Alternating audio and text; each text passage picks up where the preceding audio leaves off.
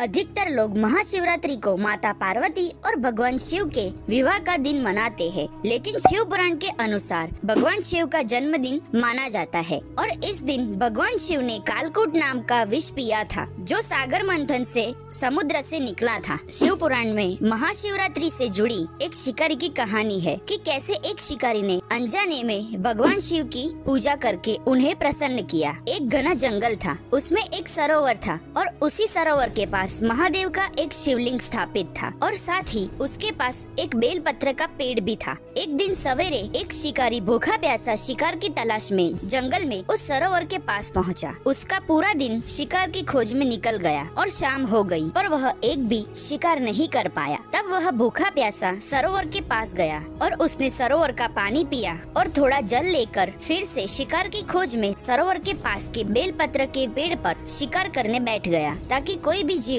सरोवर के पास पानी पीने आए और वो उसका शिकार कर सके। और तभी रात का पहला प्रहर आरंभ हुआ और सरोवर के पास एक हिरनी पानी पीने आई। तब शिकारी ने उसे मारने के लिए अपने धनुष पर निशाना साधा। ऐसा करते हुए उसके हाथ के धक्के से थोड़ा सा जल और बेलपत्र नीचे गिर पड़े। उस पेड़ के नीचे शिवलिंग था, वह शिकारी नहीं जानता था। इस तरह जल और बेलपत्र से भगवान शिव की प्रथम प्रहर की पूजा संपन्न हुई। उस पूजा के महत्व से शिकारी के बहुत से पाप नष्ट हो गए। उधर वहाँ पत्तों की खड़खड़ाहट सुनकर हिरनी ने घबराकर ऊपर देखा और बोली कि यहाँ आप क्या कर रहे हो? शिकारी बोला, मैं तुम्हारा शिकार करके अपने परिवार का पेट भरूंगा। तब हिरनी ने कहा, आप मुझे अभी मत मारिए, मैं अपने बच्चों को अपने स्वामी के पास सौंप आऊं, तब आप मेरा शिकार कर लेना। शिकारी बोला कि मैं कैसे विश्वास कर लूं तुम्हारा? तब हिरनी बोली कि हम अपने जीवन में किसी से भी झूठा वादा नहीं करते हैं। तब शिकारी ने उसका विश्वास करके उसे जाने दिया। रात का पहला प्रहर बीत गया। तब एक और हिरनी सरोवर के पास आई। तभी शिकारी ने अपने धनुष से निशाना साधा और उसके हाथ के धक्के से जल और थोड़े बेलपत्र नीचे शिवलिंग पर गिर पड़े